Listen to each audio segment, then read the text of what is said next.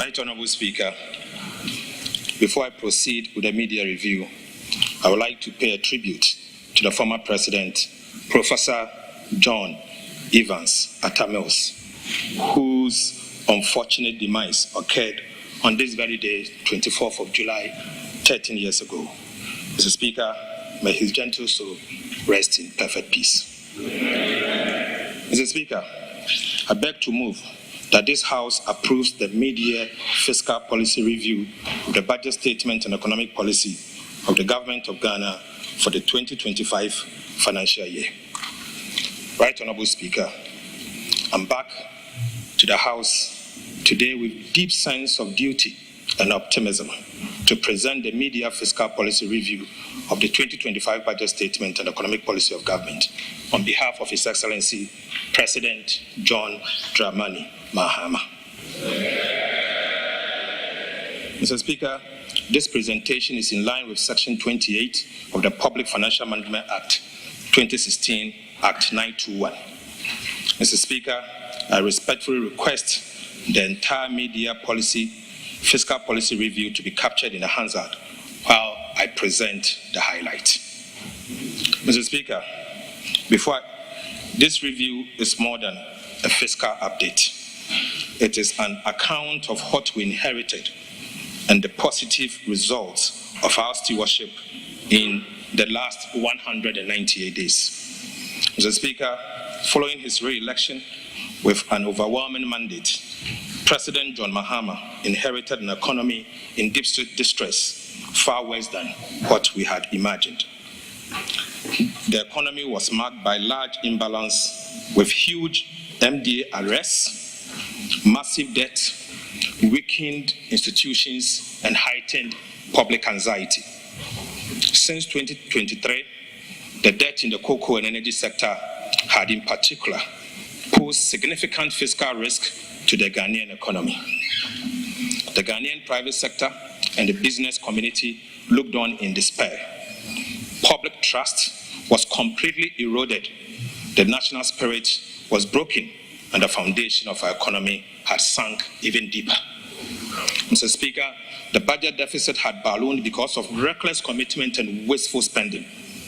The indebtedness of the government had culminated into state insolvency.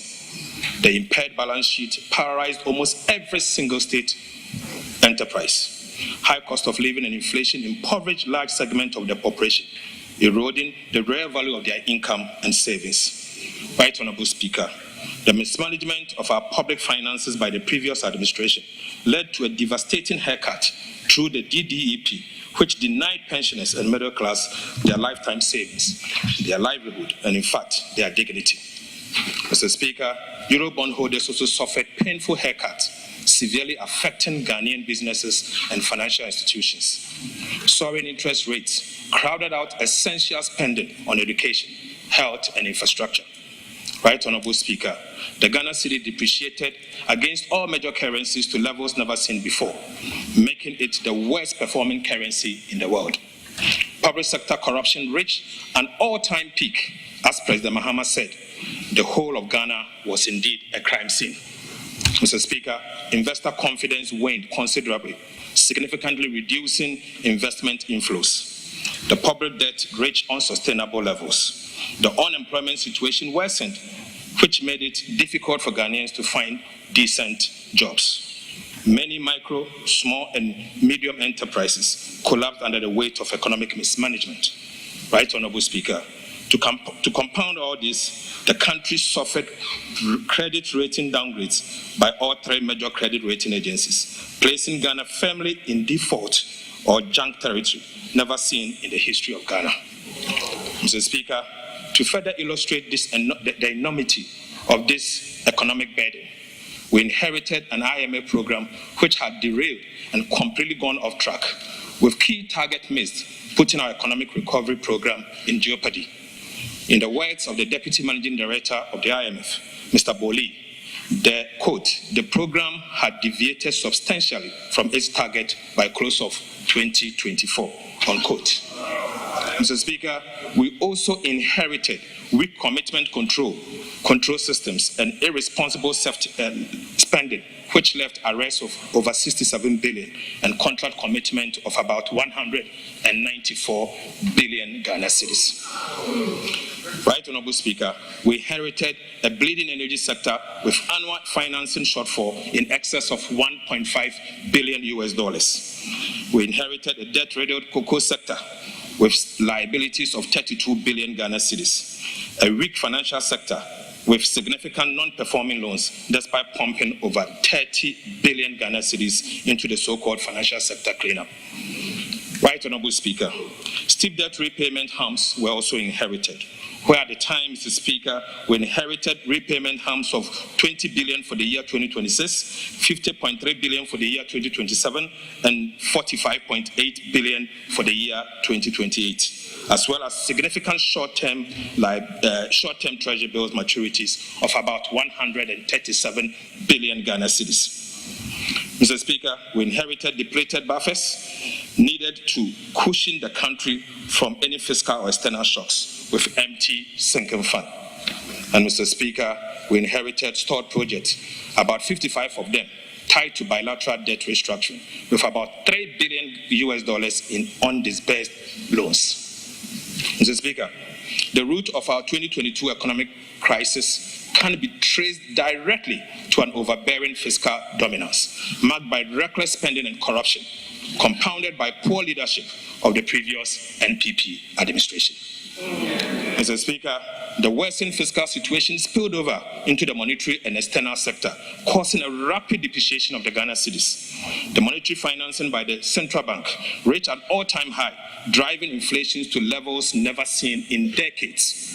Mr. Speaker, there was a complete lack of coordination between the Ministry of Finance and the Bank of Ghana, signaling the highest level of incompetence in the management of our economy. Mr. Speaker, in the face of all this dire inheritance bequeathed by the Kufuor Bawumia administration, the government of President John Dramani Mahama made a conscious decision not to make excuses, but to reset our country.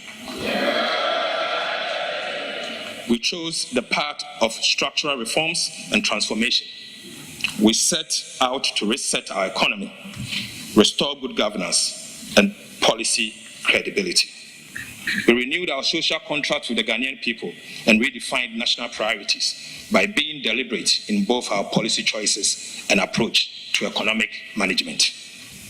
At the very onset, we organized the National Economic Dialogue and the National Education Forum. Mr. Speaker, we held direct engagement with key groups and stakeholders, including market women, trade unions, youth organizations, and traditional leaders. Mr. Speaker, you may recall that clear policy measures were outlined in the 2025 budget presented to this House in March this year. In our new economic model, Mr. Speaker, we tightened fiscal discipline without compromising social spending. Right, Honorable Speaker, the recent IMF Executive Board affirmed this new economic management model, noting that faced with large policy slippage and reform delays at end 2024, the new NDC administration had taken bold corrective actions to maintain the program on track. Right, Honorable Speaker, the IMF further noted that these corrective actions, combined with continuous structural reforms and an improved external sector, are expected to result in economic stability, resilience, and inclusive growth. Mr. Speaker, we streamlined and increased investment in education, health, agriculture, and infrastructure, as well as employment. In fulfillment of our major manifesto pledge, we established the Ghana Gold Board through Act 1140 to accumulate foreign exchange to support the stability of the Ghana cedi. We have restored coordination between the Ministry of Finance and the Bank of Ghana to ensure a cohesive and integrated approach to economic policy making across relevant institutions. Mr. Speaker, in less than 200 days, we have brought back clarity, certainty, stability, and purpose to our economic policy direction. Right, Honorable Speaker, we have made significant progress. The signs of recovery are obvious, evident, noticeable, visible, tangible, tangible and they are being felt. Mr. Speaker, Ghana's fiscal position has significantly improved. The primary balance on commitment basis posted a surplus of 11.1% of GDP at the end of June 2025, beating the ambitious 0.4% surplus target for the same period. Right, Honorable Speaker, the overall fiscal deficit on commitment basis was 0.7% of GDP, outperforming the target of 1.8% at the end of June 2025. Mr. Speaker, inflation has reduced significantly from 23.8% at the end of December 2024 to 13.7% at the end of June 2025. Mr. Speaker, it's important to note that this is the lowest since December 2021 and marks 6 months of continuous decline. Interest rates are declining with a drastic drop in Treasury bill rates. The 91-day Treasury bill rate has reduced from 27.73 in December 2024 to 14.73 in June 2025, a decline of over 1,300 basis points. Mr. Speaker, the 182-day T-bill rate has reduced from 28.43% in December 2024 to 15.34 in June 2025, a decline of another 1,300 basis points. Mr. Speaker, the 364-day T-bill rate has also reduced from 29.95 in December 2025 to 15.76 in June 2025, marking a decline of over 1,400 basis points. Gross international reserves has significantly improved, Mr. Speaker.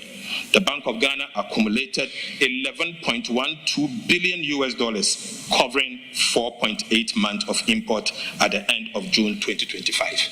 And this compares to $8.98 billion, covering a 4 month of import as at end December 2024. Mr. Speaker, the Ghana cedi has demonstrated exceptional resilience and strength in recent months.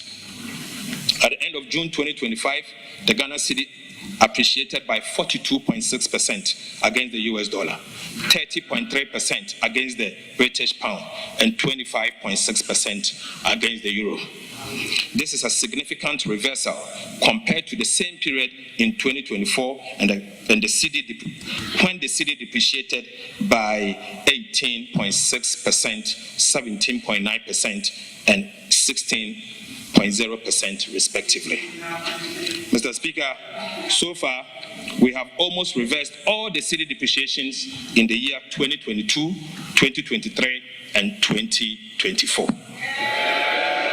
Mr. Speaker, it is important for us to note that it is the first time that this level of appreciation has been recorded in the 60 years history of the Ghana cedi. Rating agencies, which once classified our sovereign creditworthiness as junk, are beginning to upgrade our ratings. Fitch Ratings upgraded Ghana's long-term foreign currency issuer default rating to B- with a stable outlook from restricted default on the 17th of June 2025. The IMF program is back on track with the successful conclusion of the fourth review by the IMF Executive Board on the 7th of July 2025, which immediately triggered the disbursement of $367 million United States dollars. Right, Honorable Speaker, beyond the numbers, this is a story of sound leadership, better economic management, and a restoration of hope to a nation once in despair. Let me, on behalf of the President John Mahama, sincerely thank the people of Ghana for their trust, patience, and continued support. We do not take your sacrifice for granted. Mr. Speaker, this government did not come to simply manage the decline. We came to reverse it and reset our country. The gains of these first 6 months are just the beginning. Mr. Speaker, these early successes only encourages us to stay the focus, stay disciplined, and continue to do more for the people of Ghana. There is still a long road ahead, but our steps are now steadier, Our direction, clearer, and the national spirit has been lifted with the gradual restoration of hope in our democracy. We have moved from promises to purpose, from ineptitude to action, and from distress to relief. Mr. Speaker, we have established policy credibility and restored credit worthiness. Right Honorable Speaker, the rest of my presentation will focus on 4 areas: macroeconomic performance for the first 6 months of 2025, the status of Ghana's debt restructuring, and the status of implementation of key government programs. Before I conclude, macroeconomic performance, Mr. Speaker, for January to June 2025. Mr. Speaker, the first half of 2025 has demonstrated our government commitment to economic recovery. Through prudent fiscal management, sound monetary policies, effective structural reforms, and strategic investment, we are laying a solid foundation for sustainable growth and shared prosperity. To put the assessment of the economy in the first half of 2025 in a proper perspective, it will be useful to restate the ambitious yet attainable macroeconomic target we set for ourselves for the year 2025. Mr. Speaker, we set for ourselves an overall real GDP growth of at least 4%, non-oil real GDP growth of at least 4.8%, NDA inflation rate of at least 11.9%, primary balance on commitment basis at a surplus of 1.5% of GDP, and gross international reserves covering not less than 3 months of import cover. Right Honorable Speaker, I now take you to the real sector. Mr. Speaker, despite global economic uncertainties, Ghana's economy demonstrated robust growth. In the first half of 2025, the economy expanded by 5.3%, up from 4.9% in the same period of 2024, marking the highest first quarter growth since 2020. The agriculture sector led this growth with a remarkable 6.6% increase, about 3 times the growth in the first quarter of 2024. The agriculture sector growth contributed 26.4% of the overall first quarter growth. The fishing subsector grew the most at 16.4%. Mr. Speaker, the service sector constituting the largest share of the economy of 46.8% grew by 5.9% and contributed 47.9% to the overall first quarter growth, with information and communication technology leading the growth in the sector at 13.1%. Industry grew by 3.4% in the first quarter of 2025, contributing 20.6% to the overall first quarter growth. Manufacturing also posted an impressive growth of 6.6%. Right Honorable Speaker, non-oil GDP growth, the real sector, also picked up strongly, growing at 6.8% in the first quarter of 2025, compared to the growth rate of 4.3% in the same period in 2024. Importantly, Mr. Speaker, the non-oil GDP growth is the highest since 2018. It is expected that with the introduction of our 24-hour economic policy, the Big Push program, and the Agriculture for Economic Transformation program, the GDP growth will be sustained and possibly exceed the target of 4% for the year 2025. Mr. Speaker, I now take you to prices. Right Honorable Speaker, we pledge to pursue the following to reduce inflation. We pledge to implement aggressive fiscal consolidation drive aimed at reducing the fiscal deficit and borrowing. Mr. Speaker, we pledge to stabilize the exchange rate to reduce inflation on items that rely on the exchange rate for pricing, such as fuel, transportation, imported sugar, rice, and cooking oil. We pledge to implement policies that target items with large weight in the CPI basket, such as transportation and utilities, to reduce their prices. We also pledge to implement, through the Bank of Ghana, to implement an appropriate monetary policy stance and use its liquidity management interventions to support the disinflation process. And finally, Mr. Speaker, we pledge to implement agriculture for economic transformation agenda to reduce food inflation. Mr. Speaker, it is instructive to note that these intentional policies announced in the 2025 budget to tame inflation are yielding massive results. Inflation pressures have eased significantly. The drastic fall in inflation is not by chance or sheer luck, but as a result of hard work and deliberate government policies. Mr. Speaker, consumer price inflation has reduced from 23.8% in December 2024 to 13.7% in June 2025. This represents a massive 10.1 percentage point decline.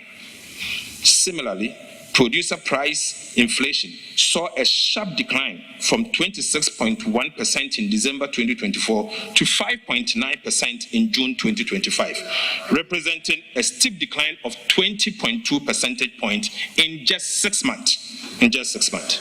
So, Speaker, food inflation declined from 27.8% in December 2024 to 16.3% in June 2025, representing an encouraging 11.5 percentage point reduction. Non-food inflation also declined from 20.3% in December 2024 to 11.4% in June 2025, representing 8.9 percentage point reduction. Inflation for locally produced goods and services declined from 26.4% in December 2024 to 14% in June 2025. Right, Honorable Speaker, inflation for imported items decreased from 18% in December 2024 to 12.5% in June 2025. These improvements are reflective of the effective fiscal consolidation, tight monetary policy, strong central bank reserves, and the appreciation of the Ghana cedis. Mr. Speaker, with this trend, we are focused and determined to achieve our end December 2025 inflation target of 11.9% ahead of schedule. Mr. Speaker, let me assure this House and the people of Ghana that things can only get better in the coming days. Mr. Speaker, I now take you to interest rate movement. Interest rates have declined, reflecting improved macro conditions. Mr. Speaker, the 91-day Treasury bill rate has reduced by 13 percentage points from 27.7% in December 2024 to 14.7% in June 2025. Similar trends were observed in the 182 days and the 364 days bills. The 182-day Treasury bill rate decreased by 13.1 percentage points from 28.43% in December 2024 to 15.34% in June 2025. The 364 Treasury bill rate also declined by 14.19 percentage points from 29.95% in December 2025 to 15.76% in June 2025. The average lending rate decreased from 30.3% in December 2024 to 27% in June 2025. Right, Honorable Speaker, the Ghana reference rate fell from 29.31% in December 2024 to 24.0% in June 2025. So, Speaker, things can only get better. Right, Honorable Speaker, we have indeed saved 4.9 billion Ghana cedis on domestic interest payment as at end June 2025 due to our prudent debt management policy. Mr. Speaker, I now take you to fiscal performance. Mr. Speaker, our fiscal discipline has yielded the needed and remarkable results so far. We have delivered below target deficit on both cash and commitment basis. We have delivered a greater than anticipated primary surplus, the core fiscal anchor. We have delivered a strong expenditure and commitment control. We have delivered robust tax revenue performance. Mr. Speaker, provisional data shows that the primary balance on commitment basis, the fiscal anchor, as at end June 2025, recorded a surplus of 1.1% of GDP, surpassing the target surplus of 0.4% of GDP set for the same period. The overall fiscal deficit on commitment basis was a deficit of 0.7% of GDP, better than the deficit target of 1.8% of GDP. Mr. Speaker, on cash basis, the overall balance recorded a deficit of 1.1% of GDP. This is significantly better than the projected deficit target of 2.4% of GDP. The primary balance on cash basis turned surplus at 0.7% of GDP against the projected deficit of 0.2% of GDP. The non-oil tax revenue, net, exceeded target by about 787 million Ghana cedis. Corporate income tax exceeded target by 555.3 million, representing 2.9% above target. Mineral royalties exceeded its target by 143 million. Mr. Speaker, unfortunately, import duties fell short of target by 1.6 billion. Expenditures were contained at 109.7 billion Ghana cedis, or 7.8% of GDP. This was 14.3% below the program amount of 128 billion, or 9.1% of GDP, reflecting strong expenditure control. Mr. Speaker, primary expenditure on non-interest expenditure on commitment basis amounted to 84.3 billion, or 6.0% of GDP.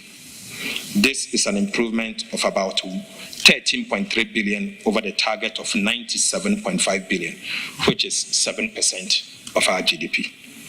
Mr. Speaker, interest payment amounted to 25.4 billion, which is 1.8% of GDP.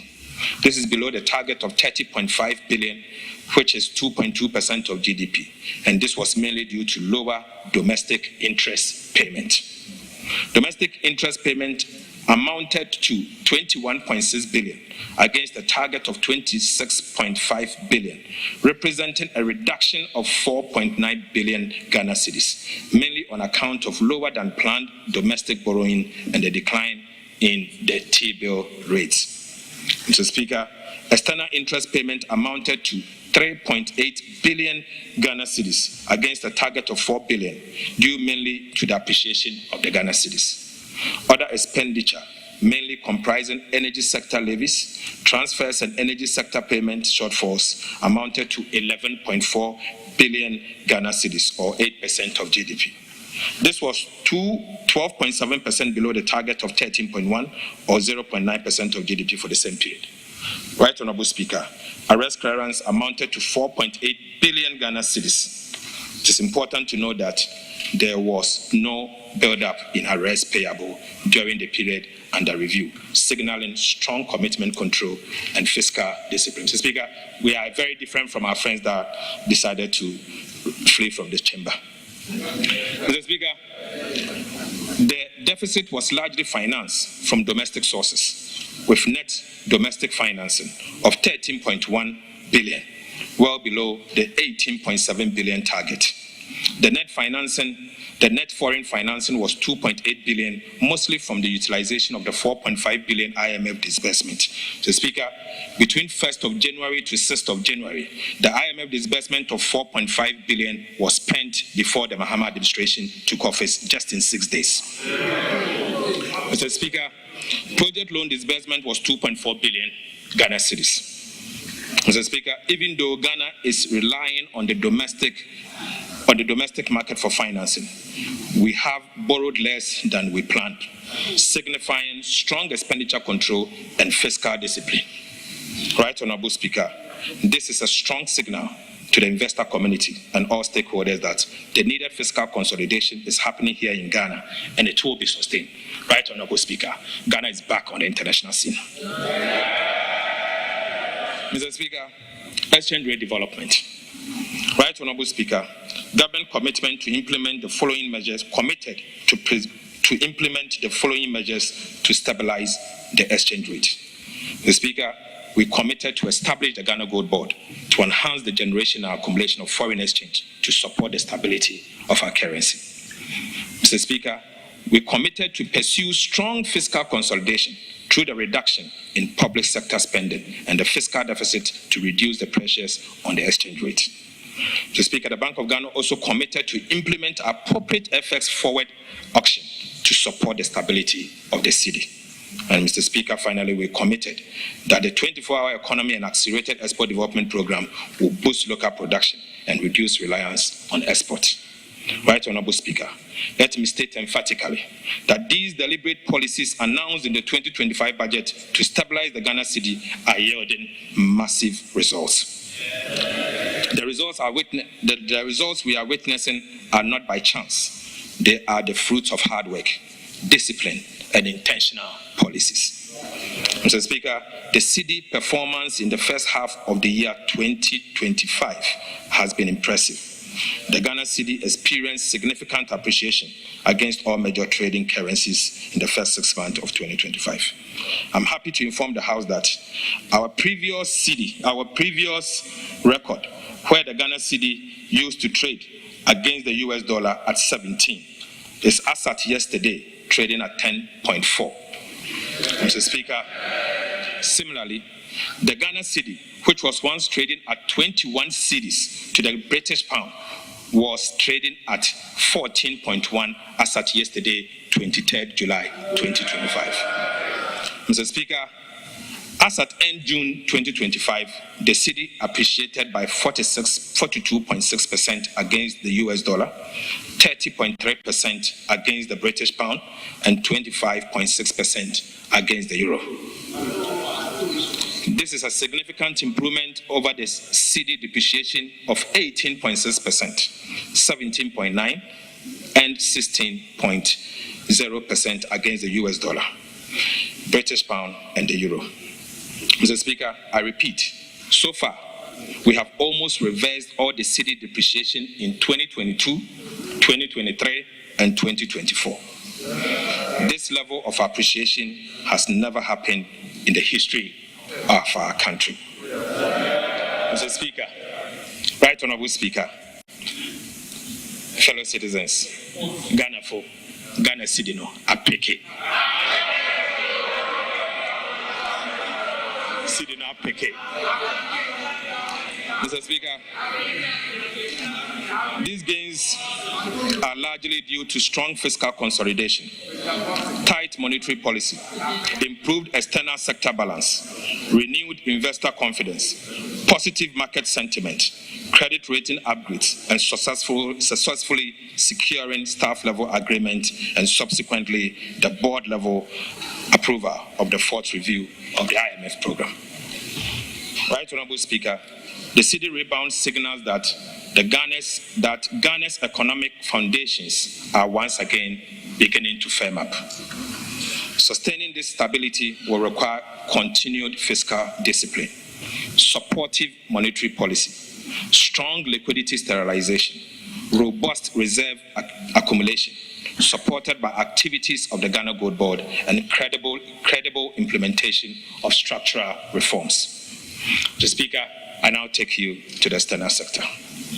Right Honorable Speaker, our external sector has shown remarkable improvement in the last 6 months. Gross international reserves reached $11.12 billion by June 2025, covering 4.8 months of imports, up from $8.98 billion in December 2024, equivalent to 4 months of import cover. Mr. Speaker, in just 6 months, even before the IMF and World Bank disbursement, in fact, without external borrowing, we have added $2.14 billion to the country's gross international reserves. Right Honorable Speaker, trade surplus increased from $1.37 billion in June 2024 to $5.57 billion in June 2024, representing a whopping 306.6% increase just in 6 months. Mr. Speaker, this was driven by strong exports, particularly in gold, cocoa, and controlled imports. Mr. Speaker, the current account surplus improved significantly to a provisional $3.44 billion by June 2025 from $28.11 billion in June 2024. Provisional net capital and financial inflows reached $937.58 million in June 2025, indicating renewed investor confidence. Mr. Speaker, I take you to monetary and the financial sector development. Right Honorable Speaker, monetary indicators point to a sustained monetary expansion. Credit to the private sector increased by about 31.3% in June 2025. Reserve money growth moderated, and M2 growth remained consistent, supported by increased deposit mobilization and improved net foreign asset. Net domestic asset growth slowed, while net foreign asset surged, indicating a shift in liquidity drivers towards external inflows. Right Honorable Speaker, I take you to the recapitalization of the National Investment Bank. Mr. Speaker, you may recall that I updated this House during the 2025 budget presentation on the restructuring and recapitalization of the National Investment Bank, our NIB, as one of the critical reforms in the financial sector that should have been delivered in 2024. Unfortunately, Mr. Speaker, after spending a whopping 30.3 billion in the so-called financial sector cleanup exercise, the previous NPP administration left NIB in dire strait, with a capital adequacy ratio of a negative 53.13% by end of June 2024. Mr. Speaker, we have successfully, Right Honorable Speaker, President Mahama and the NDC have successfully recapitalized the National Investment Bank by implementing an ambitious and credible plan to return NIB to profitability and sustainability. Mr. Speaker, we have taken the following steps. Right Honorable Speaker, we have injected a total cash of 450 million Ghana cedis. Mr. Speaker, we also issued remarkable bonds with face value of 1.5 billion Ghana cedis to the National Investment Bank. Mr. Speaker, we transferred 500 million Government of Ghana shares in the Nestle Ghana Limited to the National Investment Bank. Right Honorable Speaker, these transfers have significantly improved the capital adequacy ratio from negative 53.13% at the end of December 2024 to a positive 23% in May 2025. Mr. Speaker, by taking these major steps, we have preserved depositors' fund valued at 6.4 billion Ghana cedis. We have also saved over 900 direct jobs at the National Investment Banks. Mr. Speaker, we have preserved an indigenous Ghanaian bank. Mr. Speaker, let me say this. Unlike the previous administration, we chose to spend to save a bank than spend to collapse a bank. Right Honorable Speaker, we have also prepared a forward-looking, overarching restructuring plan for the National Investment Bank to put the bank on a sustainable path of profitability. The plan also aims to enhance board independence and objectivity, strengthen risk management, promote accountability and transparency, prevent insider dominance, and improve strategic decision-making. Mr. Speaker, this plan will, among others, strengthen corporate governance framework and systems, improve enterprise risk management and controls, establish a modern business model, revamp operational strategy, improve financial performance, institute and enhance supervisory measures, and eventually we will list the NIB on the Ghana Stock Exchange. Right Honorable Speaker, NIB now has a total paid-up capital of 3.4 billion Ghana cedis and a capital adequacy ratio of 23%. Mr. Speaker, on behalf of the President, I want to use this opportunity to assure the people of Ghana and depositors that our indigenous bank, the National Investment Bank, is now prime for business. Yeah. More importantly, Mr. Speaker, NIB is back. NIB is now liquid. NIB is now safe. NIB is fully capitalized. Mr. Speaker, we therefore encourage all and sundry to do business with the revitalized National Investment Bank, NIB. Mr. Speaker, I now take you to credit ratings. Mr. Speaker, the progress we are making in our economic reforms and debt restructuring effort has been recognized internationally. On the 16th of June 2025, Fitch Rating upgraded Ghana's long-term foreign currency issuer default rating to B-, with the stable outlook from restricted default, the first time since 2021. Fitch cited significant exchange rate appreciation, declining debt levels, strong nominal GDP growth, increased reserve accumulation, and normalized relationship with external creditors as key drivers. Right Honorable Speaker, to sustain these gains, we will, among others, do the following. We'll maintain fiscal discipline through continued implementation of prudent policies to promote fiscal and debt sustainability. We will continue the aggressive revenue mobilization by strengthening tax collection systems and broadening the tax base to increase domestic revenue without overburdening the citizens.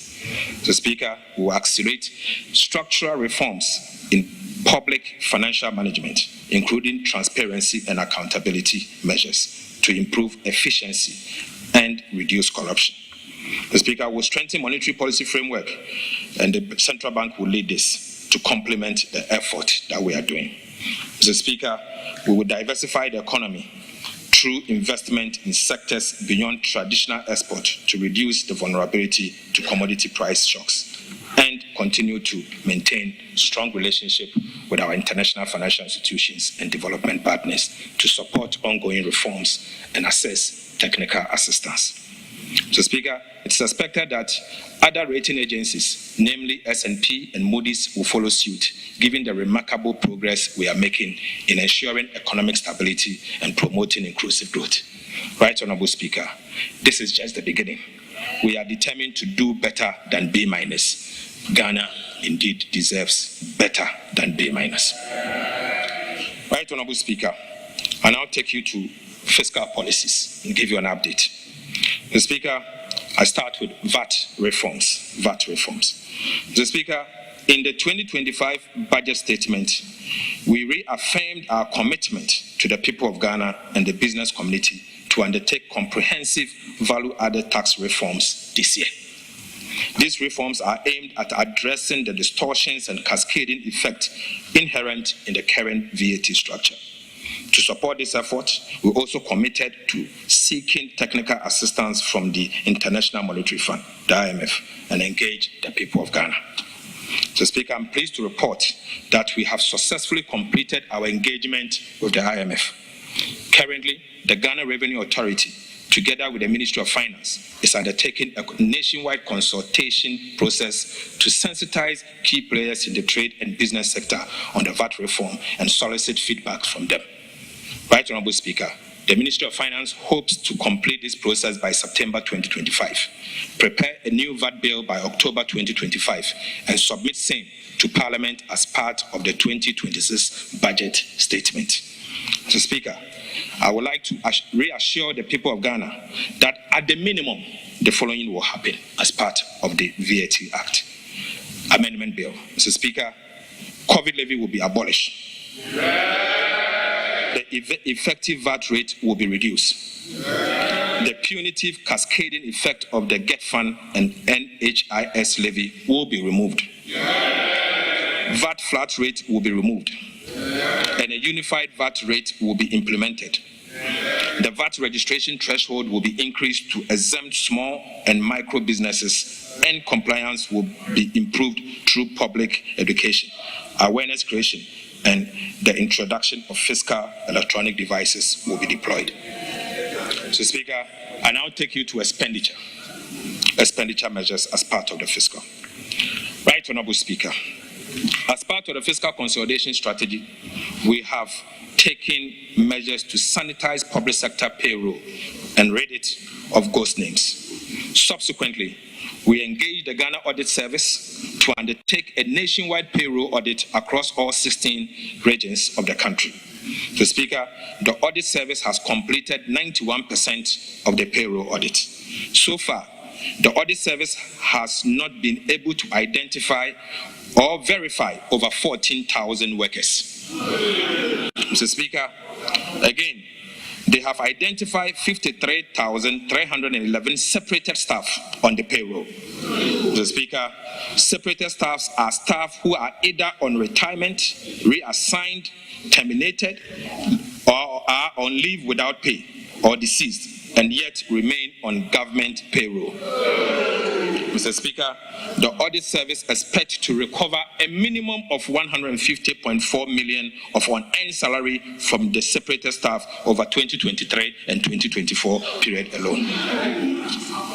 Right, Honorable Speaker, going forward, we will enforce the monthly payroll validation process and strictly apply sanctions to all who validate ghosts for payment of salaries. Mr. Speaker, let me use this opportunity to strongly caution those who validate ghosts across the public service that they will be personally liable for the loss of public funds. Mr. Speaker, let me repeat. Let me use this opportunity to strongly caution those who validate ghosts across the public service that they will be personally liable for the loss of public funds. Right, Honorable Speaker, the Ministry of Finance will continue to monitor this payroll and put in place measures to prevent ghosts on the payroll going forward. Mr. Speaker, I now give you an update on the arrears payable audit that we did. Mr. Speaker, in the 2025 budget, we announced the launch of an audit of arrears and payables as at end December 2024. The Ghana Audit Service partnered with EY and PwC to undertake this audit. Mr. Speaker, the Audit Service was tasked to audit and validate 68.7 billion Ghana cedis. Mr. Speaker, 68.7 billion Ghana cedis. So far, Mr. Speaker, 87% of the audit has been completed. Results show so far as follows. Mr. Speaker, a total of 28.3 billion Ghana cedis has been validated for payment. Mr. Speaker, 27.3 billion is pending validation as we speak. Right, Honorable Speaker, an amount of 3.6 billion Ghana cedis has been rejected because of errors, duplication, and non-compliance with PFM and procurement rules. Mr. Speaker, of this amount, 562.6 million is without adequate supporting document. Mr. Speaker, the outcome of this audit will blow your mind. Blow your mind. Mr. Speaker, the audit is expected to be completed by end of August 2025. Once finalized, we will update the House on the findings and outcomes. Mr. Speaker, I now take you to update on the IMF program. Update on the IMF program. Right, Honorable Speaker, Ghana remains on track on the implementation of the IMF program. A staff-level agreement was reached during the fourth review mission in April 2025, and we received executive board approval on the 7th of July 2025. This unlocked $367 million disbursement, bringing the total disbursement under this program to $2.3 billion. The fifth review, which is scheduled for September 2025, will be based on June 2025 data. Mr. Speaker, I'm comfortable that Ghana is on course to achieve most of the targets for the fifth review. Mr. Speaker, I now take you to public debt development. Public debt development. Right, Honorable Speaker, our commitment to fiscal discipline, through prudent debt management and exchange rate appreciation has resulted in a significant improvement in Ghana's debt profile. Public debt reduced from 726.7 billion as at end December 2024 to 613 billion as at end June 2025. Mr. Speaker, Ghana's public debt reduced by 113.7 billion Ghana cedis in 6 months. Mr. Speaker, for the first time in Ghana's history, there is a negative 15.6% rate of debt accumulation. Right, Honorable Speaker, Ghana's public debt to GDP ratio as at end June 2025 was 43.8% from the 61.8% of end December 2024. Mr. Speaker, Ghana's public debt as a percentage of GDP reduced by 18% of GDP in the last 6 months.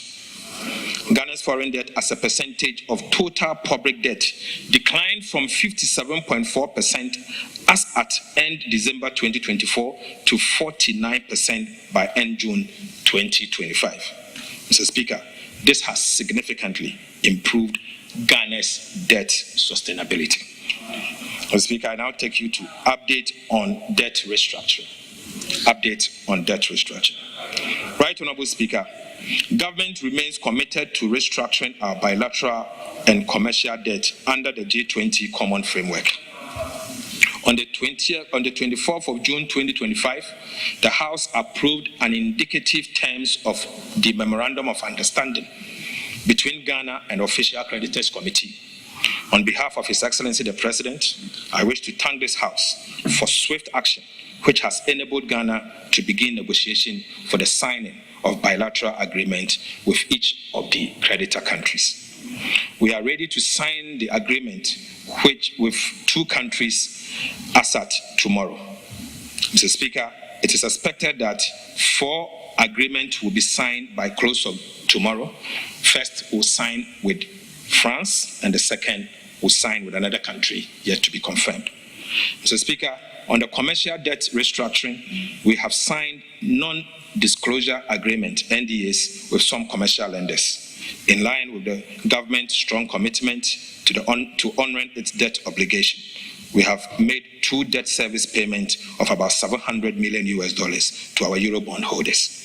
Mr. Speaker, on the domestic front, government continues to meet its commitment towards the domestic bondholders. For the first half of 2025, a total of 9.8 billion Ghana cedis was paid to coupons to DDEP bondholders, of which 3.6 billion Ghana cedis was capitalized. Right Honourable Speaker, for non-tendered bondholders, government paid a total of 1.1 billion Ghana cedis. This was the outstanding debt service as at 2024. Mr. Speaker, for the second half of 2025, an amount of 10.2 billion Ghana cedis is due as coupon payment on the DDEP bonds and 724.1 million as debt service for the non-tendered bondholders. It is important to know that government remains committed to honoring its debt service obligation, and therefore we have made sufficient preparation towards the settlement of this debt, and bondholders should not worry, this amount will be paid in due course. Mr. Speaker, priority project under the restructured bilateral debt. Following Ghana's default on its external debt service obligation on the 19th December 2022, creditors halted disbursement of 55 bilateral projects. This resulted in several uncompleted projects dotted across the country, with a massive $3 billion US in undisbursed loans. The IMF and Official Creditors Committee annual disbursement ceiling of $250 million for official creditors loan implies that it will take 12 good years to fully draw down on the undisbursed loans. Under the MOU with the Official Creditors Committee, the government of Ghana was required to submit a priority list to accommodate the $250 million annual disbursement ceiling. Right Honourable Speaker, during the presentation of the 2025 budget and economic policy of government, I informed this House that we will engage to resolve this challenge. Following the extensive engagement, government has submitted a priority list of 24 projects to the OCC and the IMF. This is expected to trigger resumption of disbursement for projects on the priority list upon the signing of bilateral agreement between Ghana and the creditor countries. We aim to ensure that all the priority projects are completed and commissioned by end 2028. Mr. Speaker, the priority projects are as follows. We are going to build a new bridge across the Volta River at Volivo. Mr. Speaker, the reconstruction of Tema Aflao Road project, phase 1. Tema motorway runabout through Ashiaman runabout to Atimpoku. The construction of 14 pedestrian bridges, Kumasi roads and drainage extension. Mr. Speaker, Power Grant interchange and the Sekendi Takrady Township Road, phase 1.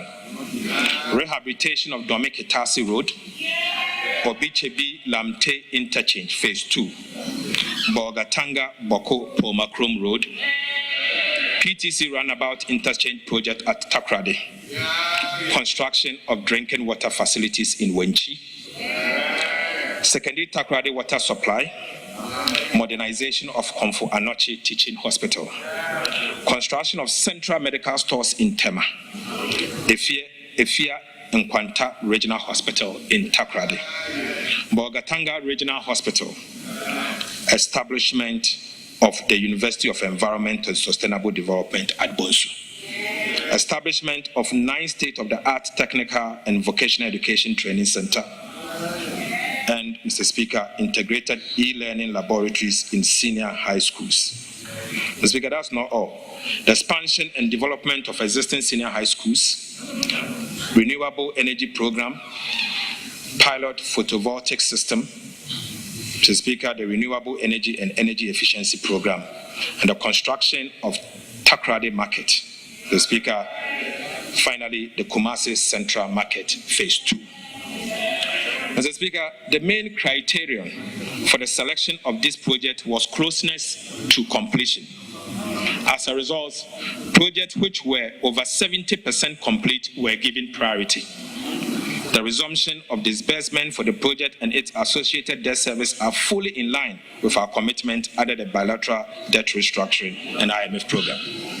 Right, Honorable Speaker, there's no room for an increase in scope for any of the projects on the priority list as agreed upon at the IMF and the OCC. Implementing agencies must take note and comply accordingly. Mr. Speaker, I repeat, there is no room for any increase in scope for work for any of the projects on the priority list agreed upon with the IMF and the Official Creditors Committee. Implementing agencies must take note and comply accordingly. Mr. Speaker, it has come to the attention of the Ministry of Finance that a number of contractors implementing some of these 55 stalled projects have drawn down on the loans with no work done to match the amount drawn down. Mr. Speaker, sadly, it has come to the attention of the Ministry of Finance that a number of contractors implementing some of these 55 projects have drawn down on the loans with no work done to match the amount drawn down. Again, some contractors have submitted additional costs in excess of what Parliament approved. The Ministry of Finance has accordingly commissioned a forensic audit into this project.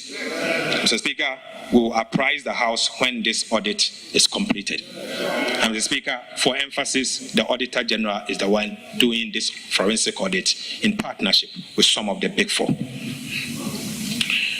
Update on sinking fund.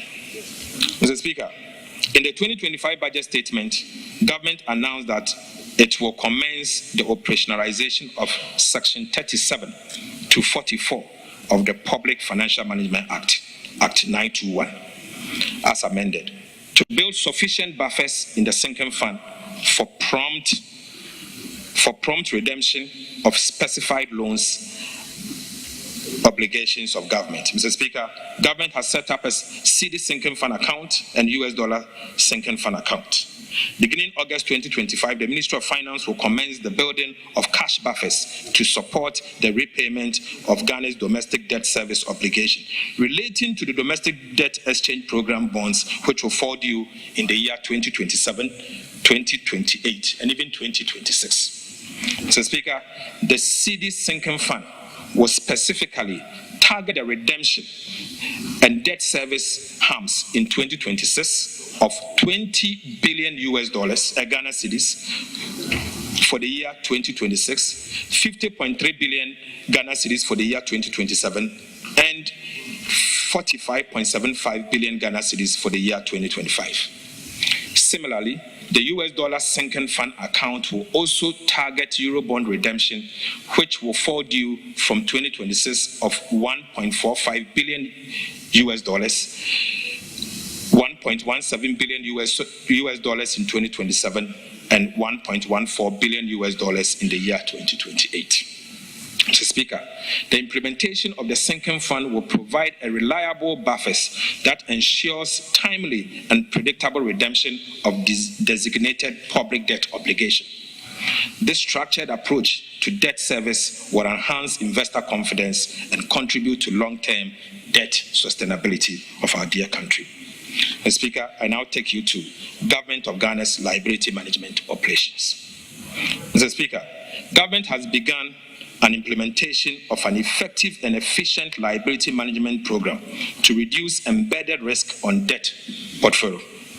Our liability management operation will, 1, reduce debt service costs and mitigate refinancing or rollover risk, extend maturities to alleviate near-term financing pressures. So, Speaker, to optimize the debt portfolio by rebalancing the mix of short-term versus long-term instruments and strengthen market confidence. Under our liability management operations, Mr. Speaker, we will analyze the domestic bond market to assess suitability for bonds buybacks. We will carefully sequence issuance of benchmark securities and prioritize longer-dated tenor to establish a stable yield curve. Mr. Speaker, I take you to primary dealers and bond market specialist system as we inherited. Mr. Speaker, our debt management strategy is to use treasury bills for cash management purposes only. We intend to reopen the domestic bond market to finance the budget deficit. The reopening of the domestic bond market will aim at creating a more competitive primary market that can deliver the volume and pricing to enable the government lower its borrowing costs. Mr. Speaker, beginning August 2025, we will commence the selection of new book runners to assist government in the reopening of the domestic bond market. Mr. Speaker, for emphasis, beginning 2025 August, the government of Ghana will commence the selection of new book runners to assist government in the reopening of the domestic bond market. Mr. Speaker, the selection of book runners will focus on banks and investment dealers with the ability to achieve a wider market distribution and advice on pricing and structuring. Mr. Speaker, I now take you to revise macroeconomic framework. Mr. Speaker, macroeconomic target. Economic development in the first half of the year do not warrant a revision to the macroeconomic target and the appropriations bill. Mr. Speaker, I am not asking for additional money from the Appropriations Act. We maintain the following macroeconomic target for 2025. 1, overall GDP growth at least 4.0%. At least. Non-oil GDP growth of at least 4.8%. End-year inflation rate of 11.9%. Primary balance on commitment basis at a surplus of 1.5% of GDP. And gross international reserves covering not less than 3 months of import. Mr. Speaker, although we have made significant progress, we are cautiously optimistic. Right, Honorable Speaker. Despite maintaining our macroeconomic target for 2025, including the primary balance on commitment basis of a surplus of 1.5% of GDP, we are revising both revenue and expenditure projections to reflect the impact of the additional revenue from the Energy Sector Levies Amendment Act 2025, Act 1141. Revisions to revenue. Right, Honorable Speaker. As a result, total revenue and grant has been revised upwards from the 2025 budget target of 227.1 billion to 229.9 billion, or from 16.2% of GDP to 16.4% of GDP. This represents a nominal increase of 1.3%. Mr. Speaker, the additional revenue of 2.9 billion Ghana cedis will come from the increase in revenues from the amendment to the Energy Sector Levies Act. Mr. Speaker, I now take you to revisions to expenditures. Mr. Speaker, total expenditure on commitment basis has been revised downwards from 269.5 billion from the original budget projection of 270.9 billion Ghana cedis. However, primary expenditures has been revised upwards to 209.6 billion from the original budget projection of 206.8 billion Ghana cedis. This upward adjustment reflects an increase in the allocation to support energy sector payment.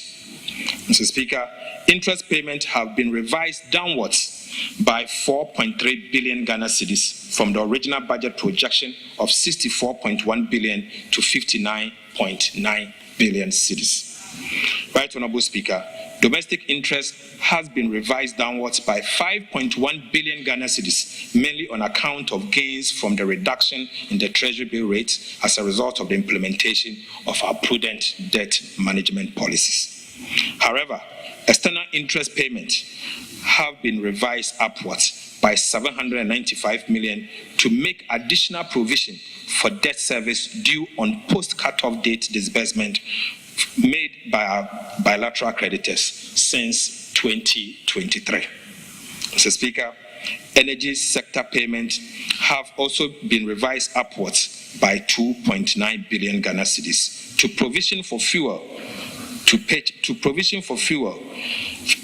purchases for power generations.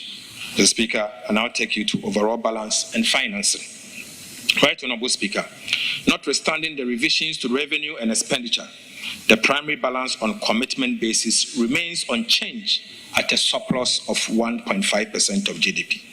Based on the revisions to revenue and expenditure, the following fiscal balance on cash basis improves from a deficit of 4.1% of GDP to 3.8% of GDP. I mean the fiscal balance. The overall fiscal balance on commitment basis improves from a deficit of 3.1% to 2.8%, and the projected annual borrowing needs of government reduced by 4.3 billion Ghana cedis. Simple put, we will be borrowing less by 4.3 billion Ghana cedis. Mr. Speaker, risk to 2025 budget, risk to the 2025 fiscal framework. Mr. Speaker, despite the robust fiscal performance, there are some underlying risks which pose a threat to the 2025 fiscal framework. The risks are as follows: shortfalls in customs revenue, smuggling of marine gas oil, mounting wage pressures, and pricing and award of contract in foreign currency. The Speaker, I'll take them one by one. Customs revenue. Right, Honorable Speaker, customs revenue recorded a significant shortfall of 1.6 billion, even though the overall revenue is doing well, representing 12.7% reduction from the first half of 2025.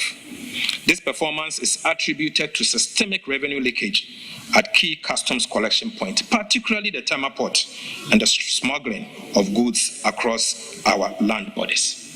Mr. Speaker, these developments pose risk to the attainment of our revenue target for the year 2025. To mitigate these risks, government is implementing the following measures to address the existing operational challenges to safeguard revenue. 1, we will adopt the use of artificial intelligence, AI, to minimize human interference in revenue assessment, supporting the validation of the country of origin, as well as the accuracy of classification and valuation of imported goods. Mr. Speaker, we are rolling out advanced cargo information system to ensure that the Ghana Port and Harbours Authority, GPHA, and the Ghana Revenue Authority, the GRA, receives comprehensive shipment detail at least 24 hours prior to vessel departure from the port of origin. Mr. Speaker, this will enable pre-arrival risk assessment, reduce the need for documentation amendment, and facilitate more accurate and timely duty assessment.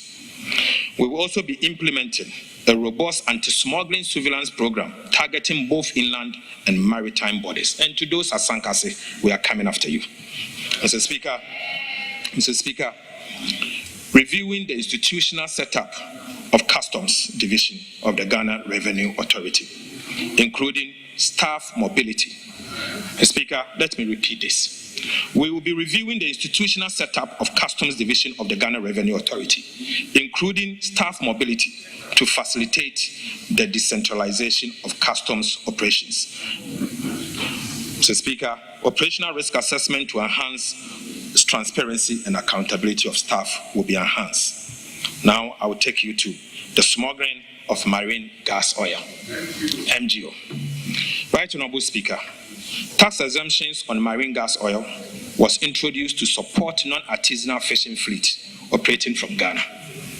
Over the years, the tax exemptions have created incentive to abuse and smuggling of MGO onto the open market, resulting in revenue losses estimated at nearly $500 million Ghana cedis every year. The government will withdraw the tax exemption to curb smuggling and stem the erosion of tax revenue, thereby reducing the fiscal risk to the 2025 budget. Mr. Speaker, I now take you to wages and salary, which happens to be the third risk to the budget. Right Honorable Speaker, we have seen some significant pressures on the compensation budget for the first half of 2025, mainly emanating from wages and salaries. Wages and salaries exceeded the target by 1.3 billion Ghana cedis for the first 6 months of the year. Mr. Speaker, the wage pressures were largely driven by last-minute recruitment undertaken by the previous MPP administration in the last quarter of 2024, especially in the areas of education, health, and security sector. Mr. Speaker, let me repeat. The wage pressures we are largely seeing are driven by the last-minute recruitment undertaken by the previous government in the last quarter of 2024, especially in areas of education, health, and the security sector. In addition, ad hoc reviews of conditions of service undertaken in previous years have distorted the single-spine pay policy and further burdened the public wage. Mr. Speaker, the government is implementing the following measures to address this challenge. Number one, will conduct regular nationwide staff payroll audit to sanitize the payroll. Mr. Speaker, we will be realigning all staff from overstaffed areas and defunct MDAs to areas with critical staffing needs. Right Honorable Speaker, we will finalize the process for the establishment of the Independent Emolument Committee as part of the broader effort to reform and reset public sector pay. And finally, we will issue an executive directive mandating all MDAs to seek approval from the Minister of Finance or the Ministry of Finance before making any commitment with financial implications on the payroll. Mr. Speaker, pricing and award of contract in foreign currency. Pricing and award of contract in foreign currency. Mr. Speaker, pricing of goods and services and award of contract in foreign currency pose significant risk to fiscal management with severe implications for the stability of our Ghana city. Unfortunately, foreign currencies are becoming the means of transacting business in Ghana. This trend, if not checked, will erode the confidence in our currency, drive inflation, and result in the loss of value in the symbol of our sovereignty. Mr. Speaker, to curb this unfortunate development, His Excellency President John Dramani Mahama has directed that beginning today, 24th of July 2025, no contract awarded by government, irrespective of source of fund, should be denominated in foreign currency. Right Honorable Speaker. Right Honorable Speaker. To curb this unfortunate development, President John Dramani Mahama has directed that beginning today, 24th of July 2025, no contract awarded by government, irrespective of source of funding, should be denominated in foreign currency. Mr. Speaker, we also want to use this opportunity to remind the public that per the Foreign Exchange Act 2006 at 723, companies, institutions, and individuals are prohibited from pricing, advertising, receipting, or making payment for goods and services in foreign currencies in Ghana without prior written approval from the Bank of Ghana. Right Honorable Speaker, I will take you to key policy initiatives. Mr. Speaker, I now present updates on key policy initiatives outlined in the 2025 budget. Right, Honorable Speaker, since its establishment in April 2025, the Ghana Gold Board has initiated reforms to licensing regime that governs the local gold trading sector and introduced new aggregation system to effectively mop up gold from artisanal small-scale mining sector across the country. These measures have already yielded tangible economic benefits within the short period of operation of the Ghana Gold Board. In the first half of 2025 alone, gold export from the small-scale sector stood at 51.5 tons with an export value of approximately $5 billion. This figure far exceeds the 26.4 tons, which are with an export value of $1.8 billion from the small-scale mining sector over the same period in 2024. Mr. Speaker, simple put, gold export in tons from the small-scale mining sector for the first half of 2025 recorded about 100% increase over what was recorded in the year 2024. Similarly, the value of gold export from small-scale mining increased by about 180% for the first half of 2025 over that of the same period in 2024. Mr. Speaker, for the first time in Ghana's history, gold export from small-scale mining sector have exceeded gold export from large-scale sector. Mr. Speaker, the substantial foreign exchange inflows from the gold board operations in the artisanal small-scale mining sector have significantly strengthened our reserves, improved our balance of payment, and provided critical support for the Ghana city. Mr. Speaker, this tells a story of a country which has been denied the full benefit of its gold resources, a story of a country where illegal gold trade and smuggling have been allowed to fester to the detriment of the well-being of the people. Right, Honorable Speaker. On the 8th of July 2025, His Excellency President John Mahama inaugurated a task force to tackle illegal gold trade and smuggling. I also want to use this opportunity as the Sector Minister to reiterate that the government of President Mahama would deal ruthlessly with anyone found engaging in illegal trade and smuggling, as these nation-wrecking activities sabotage the progress of our country. Mr. Speaker, I also want to reiterate the point that no one should come to us and beg because we will not spare. Mr. Speaker, the 24-hour economy and accelerated export development program deserves some update. Mr. Speaker, earlier this month, President Mahama officially launched the 24-hour economy and accelerated export development program, Ghana's ambitious and integrated strategy to boost production, create sustainable jobs, and modernize our economy.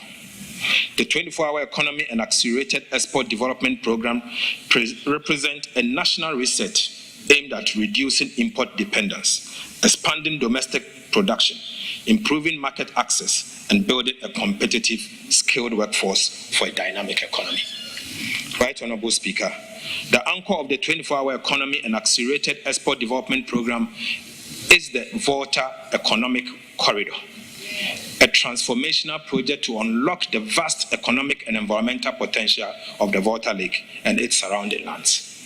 Mr. Speaker, the Volta Economic Corridor revives and expands on Dr. Kwame Nkrumah's original vision of the Volta project as a hub for agro-industry, trade and transport, now reimagined to fit today's economic reality and regional opportunities. Mr. Speaker, the Volta Economic Corridor will be executed through the following pillars of the 24-hour economy and accelerated export development program. Right, Honorable Speaker, Growth 24 will irrigate 2 million hectares of farmlands for year-round farming instead of the traditional seasonal farming. Right, Honorable Speaker, Make 24 will establish agro-industrial parks for textiles, pharmaceuticals, and food processing. The Speaker, Show 24 will develop tourism clusters and hospitality hubs along the Volta Lake. And Connect 24 will turn the lake into a major inland transport route, cutting haulage costs and linking northern, southern, eastern, and western Ghana. Mr. Speaker, to support this transformative program, the Ministry of Finance will, in the 2026 budget, outline targeted incentives for the Volta Economic Corridor.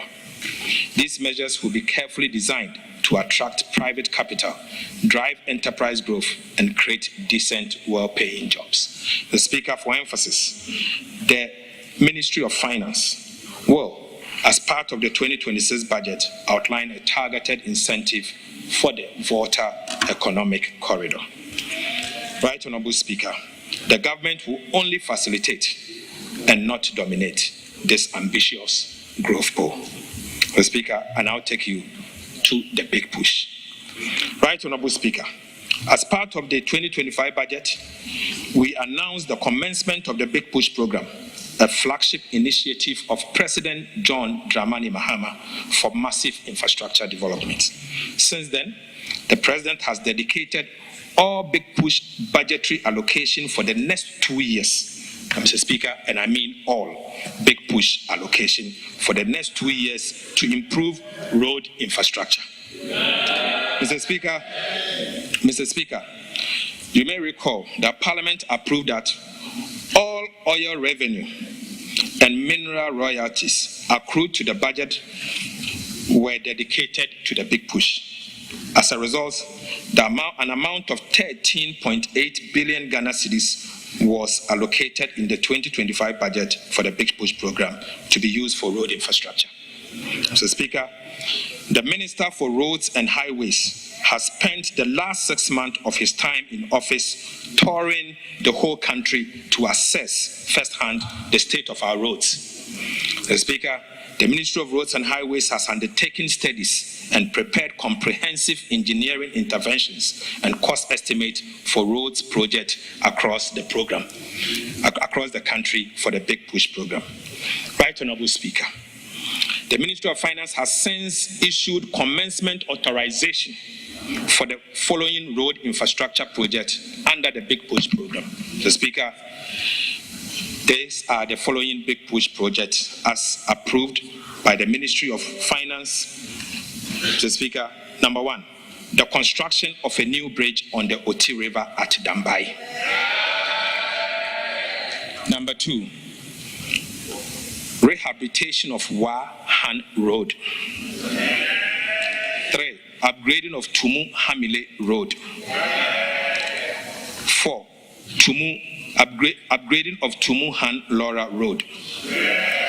5, reconstruction of Navrongo Tumu Road. 6, rehabilitation of Techiman Nkonsia Wenchi Road. 7, rehabilitation of Wenchi Sola Road. 8, Mr. Speaker, construction of Sunyane Outer Ring Road. Mr. Speaker, the construction of Kumasi Outer Ring Road, Eastern Quadrant. Mr. Speaker, the rehabilitation of Bintri Napanduri Road. Mr. Speaker, the rehabilitation of Dodo Pepeso and Kwanta Road. Rehabilitation of Achimpoku Esukuma Junction Road. Rehabilitation of Esukuma Junction to Enyinawase Road. Right, Honorable Speaker, Enyinawase to Ho Titrenu Road. Mr. Speaker, we'll be upgrading the Akosombo Jakiti Kudikope Road. Mr. Speaker, we'll be upgrading Esukuma to Enumbuso to Parliament Road. Mr. Speaker, Adome Bridge to Akomufre Road. We'll be upgrading Ho to Petoi Road. Mr. Speaker, rehabilitation of Petoi to Afiadenyamepa Road. Mr. Speaker, we'll be rehabilitating Penny to Aflao Road. We will be dualizing Winneba to Mankesim Road. We'll be dualizing Cape Coast to Takrady Road. We'll be rehabilitating Mankesim Ejumako to Aguna Swedro Road. Mr. Speaker, we'll be rehabilitating Tema to Aflao Road. Construction of Dodowa to Afenya Dowenya Road. Right, Honorable Speaker, we will be upgrading the Oyibi to Apollonia Afenya Road. Right, Honorable Speaker, we'll be constructing the Enchi to Elubo Road. We'll also be constructing the Dadieso to Akontombra Road.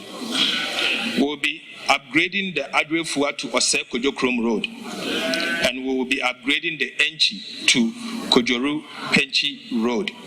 And finally, Mr. Speaker, we'll be upgrading the Bediakon Junction, Camp 15 to Sefi, Adobokrom Road.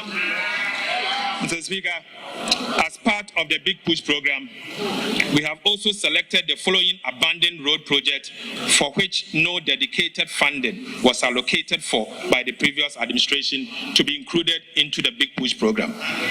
Mr. Speaker, the projects are as follows: upgrading of Kasua to Winneba Road, rehabilitation of Ofanko to Insawam Road, dual carriage. Right, Honorable Speaker, dualization of Takradi to Agona Junction Road. Mr. Speaker, the construction of Swami Interchange and local roads. Mr. Speaker, we'll also be constructing the National Route 18 from Wa to Han Road. And we'll be upgrading the Tumu to Chichiliga to Navrongo, including the construction of 36-meter span reinforced concrete over the Kenyibi River and 24-meter span reinforced concrete over the Bichirinu River. Right, Honorable Speaker, we will be reconstructing the Navrongo to Sandema Road. Mr. Speaker, we will be rehabilitating the Tepa to Gosu Road, rehabilitating the Hohoi to Jasikan Road, and we will be rehabilitating Nkwanta to Oti Damanko Road. We will be reconstructing the Have to Hohoi Road, and we will dualize the Adenta Dodowa Road. And Mr. Speaker, to conclude, we will reconstruct the Jenijeni to Sampa Road. Right, Honorable Speaker, in line with Section 33 of the Public Financial Management Act, and as part of this media fiscal review of the 2025 budget statement and economic policy, I am seeking approval for these multi-year commitments. Mr. Speaker, government has also initiated comprehensive feasibility studies for 4 projects which are currently at various stages of preparation, ensuring detailed assessment of their technical, economic, and environmental viability. Mr. Speaker, the projects are as follows. Project number 1, Accra-Kumasi Expressway on a completely new alignment. Mr. Speaker, Accra Outer Ring Road, Kumasi Outer Ring Road, and Adoso Echi Amanfo Bridge to connect the Afram Prince area. Mr. Speaker, I now take you to reorganization of the Ghana Road Fund. Right, Honorable Speaker, this is not all. The government of President John Mahama has also taken a decision to remodel the Ghana Road Fund and refocus it towards road maintenance. As part of this media review, and on behalf of the government, the Minister for Roads and Highways will be laying before this House a new road maintenance trust fund bill. When approved, the Road Maintenance Trust Fund Bill will replace the Ghana Road Fund. Mr. Speaker, the Road Maintenance Trust Fund will, among others, provide for a new governance architecture, provide a formula for a fairer allocation of resources, and introduce more transparency in the utilization of road fund levy and others. Mr. Speaker, government has identified 166 constituencies in dire need of road infrastructure. Right, Honorable Speaker, the government has identified 166 constituencies in dire need of road infrastructure. In response, we have programmed to rehabilitate 10 kilometers of roads annually in each of these 166 constituencies across the country. Mr. Speaker, Mr. Speaker, Mr. Speaker,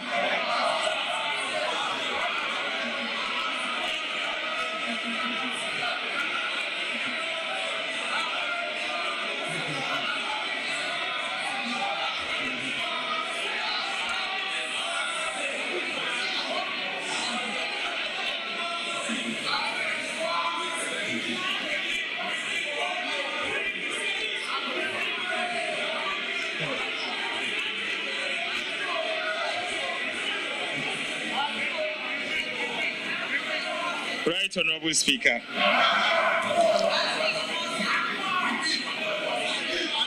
The President Mahama administration has identified 166 constituencies in dire need of road infrastructure. In response, we have programmed to rehabilitate 10 kilometers of roads annually in each of these constituencies. Mr. Speaker,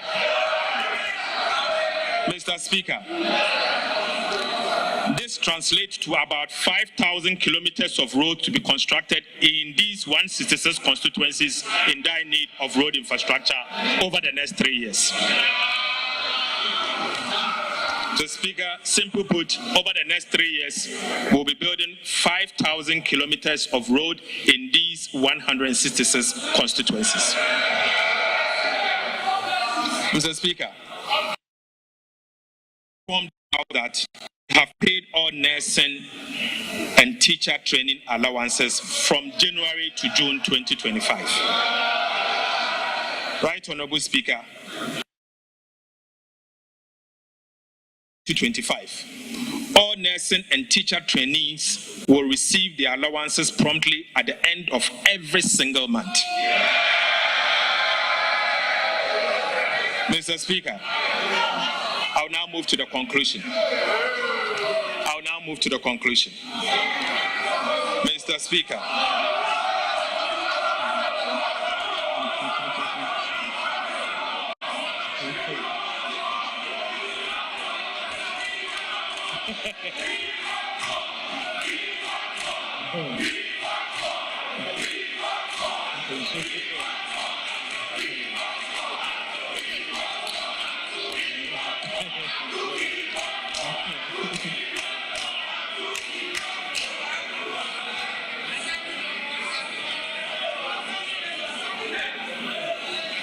Mr. Speaker.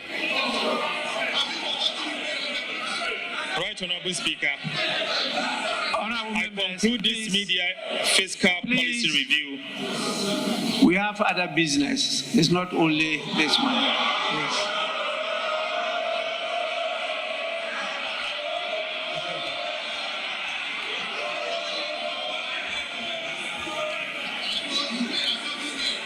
Right, Honorable Speaker. I conclude this media fiscal review with renewed hope and optimism. The last 6 months have revealed our enduring spirit, what we can collectively achieve, and our potential to rise from the brink. Upon assumption of office in January this year, we were handed an economy in deep distress, a country with dispirited citizens. Trust and faith in our leaders were at all-time low. The fundamentals were not only weak, but broken. Mr. Speaker, and the misery and suffering were palpable. Mr. Speaker, in just 6 months, in fact, under 200 days, under the decisive leadership of President John Mahama, we have begun to change the story. Mr. Speaker, President Mahama's economic management model is working. The turnaround is in sight. Mr. Speaker, the signs of economic progress are visible and measurable. Mr. Speaker, first quarter economic growth is at 5-year high. Our GDP, our debt to GDP ratio is at a 5-year low. Mr. Speaker, inflation has declined to a 4-year low. Right, Honorable Speaker, our credit rating has improved from junk to B- with stable outlook, a 2-notch upgrade and a 4-year high.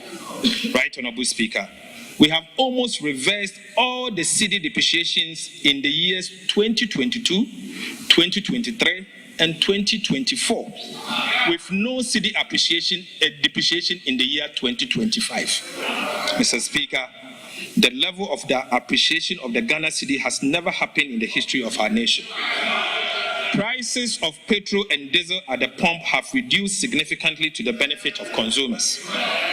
And the price of sugar, rice, and cooking oil at a 4-year low. Mr. Speaker, the price of 25 kilogram bag of Royal Aroma rice, which used to be sold at 650 Ghana cedis in January, is now being sold for 356 Ghana cedis.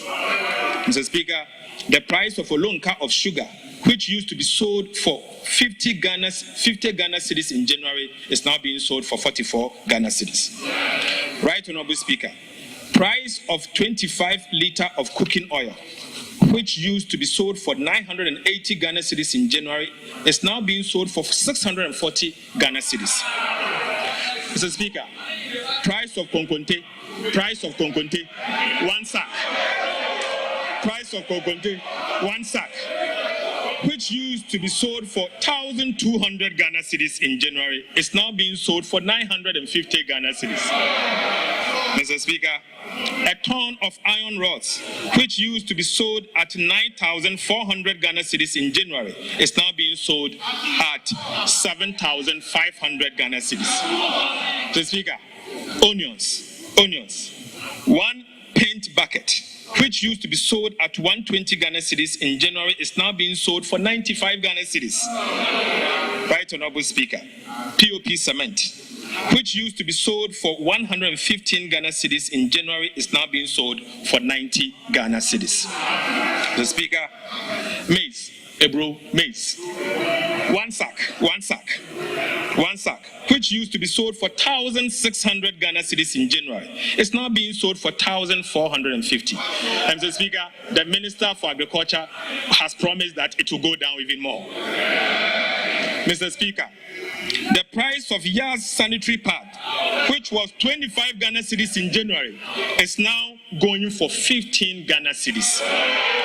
15 Ghana cedis. Mr. Speaker, palm fruit, 1 olonka, which used to be sold for 40 Ghana cedis, is now being sold for 25 Ghana cedis. Mr. Speaker, this is the reset President Mahama promised.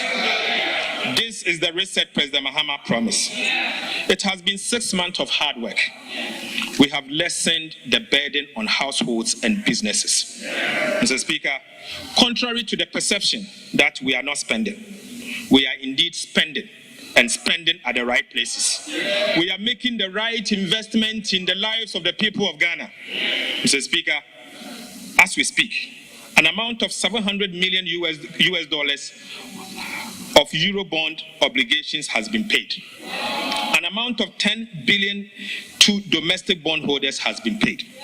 Mr. Speaker, an amount of 2.9 billion Ghana cedis to the District Assembly's Common Fund has been paid. Mr. Speaker, an amount of 2.7 billion Ghana cedis to the Social Security and National Insurance Trust has been paid. Mr. Speaker, an amount of 9.1 billion Ghana cedis to the energy sector for stable power supply has been paid. Mr. Speaker, an amount of 5 billion Ghana cedis of arrest has been paid. Right, Honorable Speaker, an amount of 4.6 billion to the Ghana Education Trust Fund has been paid. Mr. Speaker, an amount of 1 billion Ghana cedis to the free secondary education program has been paid. Mr. Speaker, an amount of 4.6 billion Ghana cedis to the National Health Insurance Scheme has been paid. Right, Honorable Speaker, an amount of 1.4 billion for the National Health Insurance claims has been paid. Mr. Speaker, an amount of 252 million for vaccines and essential medicine has been paid. Mr. Speaker, an amount of 72.8 million Ghana cedis as capitation grant has been paid. Mr. Speaker, an amount of 895 million to the school feeding program has been paid. Right, Honorable Speaker, an amount of 477 million to the LEAP beneficiaries has been paid. Mr. Speaker, an amount of 122.8 million for BEC registration has been paid. Mr. Speaker, an amount of 300 million to the no-fee stress policy has been paid. Right, Honorable Speaker, an amount of 191.7 million Ghana cedis as teacher training allowances has been paid. Mr. Speaker, again, an amount of 462.6 million as nursing training allowances has been paid. Mr. Speaker, an amount of 25 million as assembly members allowance has been paid. Mr. Speaker, an amount of 21 million Ghana cedis for National Apprenticeship Program has been paid. Right, Honorable Speaker, an amount of 34.5 million to the Jumawa program has been paid. Mr. Speaker, an amount of 2 billion Ghana cedis as goods and service to run effective and efficient government ministries, departments and agencies has been paid. And Mr. Speaker, as we speak, an amount of 2 billion Ghana cedis to save the National Investment Bank has been paid. Right, Honorable Speaker, non-interest expenditure of 84.2 billion Ghana cedis has been paid. So far, Mr. Speaker, from January to June, total cash of 114.5 billion has been paid from the consolidated fund.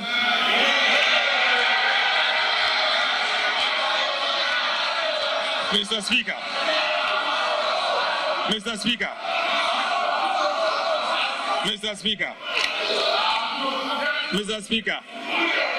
we are spending and spending at the right places.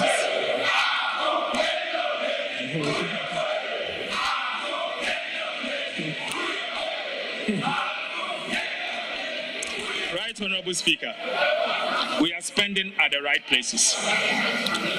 We are touching lives and we are changing our country.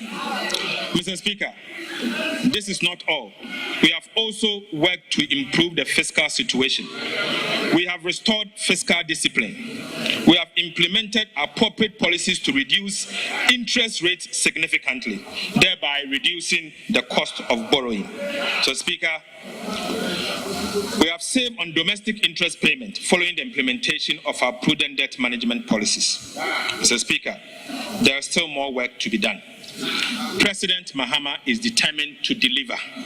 Inshallah, His Excellency John Mahama will deliver. Right, Honorable Speaker, we are not out of the woods yet. It will be premature to make that pronouncement. So, Speaker, I repeat, we are not out of the woods yet. It will be premature to make that pronouncement. But the good news is that today, hope is in sight. And we are determined to navigate the country out of the terrible storm we inherited from President Akufo-Addo and Alhaji Bawumia. Mr. Speaker, we need the support of the people of Ghana to weather this storm. Mr. Speaker, to the farmer in Yendi and to the fisher folk in Sekendi and Shama, to the nurse in Sunyane and the teacher in Enumbuso and Ejumako, to the Ghanaian youth seeking decent work, to the elderly seeking better pension. We see you, we hear you, and we are working for you. John Mahama will work for you. The NDC will work for you. The gains we have made so far are the results of your sacrifice, your patience, our belief that change was not only necessary, but crucial. Mr. Speaker, this media review is not just a technical report. It is the story of the Ghanaian people. A story of a nation that refused to give up. A story that echoes Nelson Mandela. It always seems impossible until it is done. Mr. Speaker, this is a story that echoes Nelson Mandela's quote, that it always seems impossible until it is done. Mr. Speaker, even as we look back at how far we have come, we are also looking ahead. This is the essence of John Mahama's leadership. He is focused and he will deliver. President Mahama is honoring his promise to the Ghanaian people. The second half of 2025 promises to be even better. We expect inflation to continue its downward trend and reach our 2025 target ahead of schedule. We will sustain the stability of the city through disciplined spending, targeted investment, and continued reserve accumulation. Growth will be further boosted by strategic initiatives, including the 24-hour economy program, the Big Push infrastructure program, and the revitalization of agriculture through the Agriculture for Economic Transformation program. Mr. Speaker, You may recall that during my vetting, when asked what I would like to be remembered as a minister, Mr. Speaker, I stated that I would like to be remembered for stabilizing the exchange rate, ensuring low prices, and creating jobs. Right, Honorable Speaker, ahead of the presentation of the 2025 budget, my engagement with the traders at the Mokola market revealed that prices and exchange rate stability were the overriding concerns of the business community. Mr. Speaker, I wish to take this opportunity to thank our cherished traders at Mokola for their valuable insight. Mr. Speaker, the update on the cedi and the prices, as said earlier, clearly shows that we have taken deliberate and decisive action to ensure that the challenges with exchange rate and prices are tackled head-on. Mr. Speaker, let me assure all Ghanaians that the stability in the exchange rate and the lower prices we are experiencing will be sustained. Ghanaians, Mr. Speaker, the government has worked hard to bring down and stabilize the exchange rate with deliberate policies. It is now time for businesses to bring down prices to reflect the new economic reality. We understand businesses went through some sacrifices during the turbulent economic challenges, but so did the people of Ghana. Mr. Speaker, it is now time for prices to come down to reflect the new realities for the benefit of all Ghanaians and not only for the traders. Mr. Speaker, as we look forward, more jobs will be created, confidence will be deepened, and the Ghanaian economy will stand tall again, not just in the sub-region, but on the global stage. But to do this, Mr. Speaker, we must stay united as a people and eschew divisiveness. We must continue to have faith in our country, Ghana. Mr. Speaker, most importantly, we must have faith in our currency, the Ghana cedi. For 60 years through cycles of inflation, devaluation, redenomination, and recovery, the cedi has remained the symbol of our sovereignty. It has endured, it has evolved, and it remains the only legal tender of our republic. Let us protect it. Let us trade with our currency, the Ghana cedi. Let us talk about it with pride, not as a burden, but as a badge of economic independence. Mr. Speaker, I believe in the cedi. Fellow countrymen and women, I believe in the cedi. You also have to believe in the cedi. Mr. Speaker, to all of us who have the privilege to serve in the leadership of our nation, let us unite and do this for ourselves, for our children, and for our children's children. It is our collective responsibility to reset our country. Ghana needs us more than ever. Our people need us. Mr. Speaker, I cannot conclude this address without expressing deep gratitude to His Excellency President John Dramani Mahama, whose unwavering dedication and vision continue to anchor this national reset. Mr. Speaker, on a personal level, I thank His Excellency the President, because without him, this work couldn't have been achieved. Mr. Speaker, he is indeed the anchor towards our economic reset. Right, Honorable Speaker. And to you, Father, Mr. Speaker. Father, Mr. Speaker. Alban, Sumana, Kingsford, Bagman, our father, and members of Parliament and the Parliamentary Service, I'm extremely grateful. Mr. Speaker, indeed, Aban Papaba. Mr. Speaker, Aban Papaba. No wonder my brother Kwame and his team had to flee the chamber. I salute the Speaker. I thank you.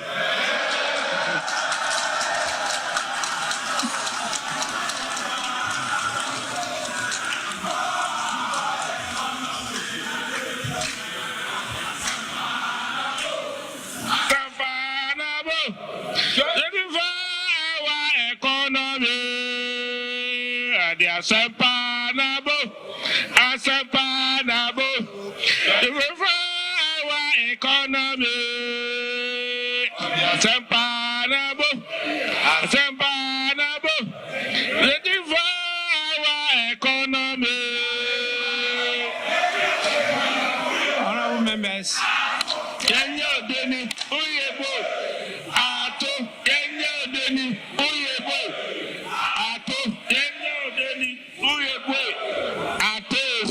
Forson.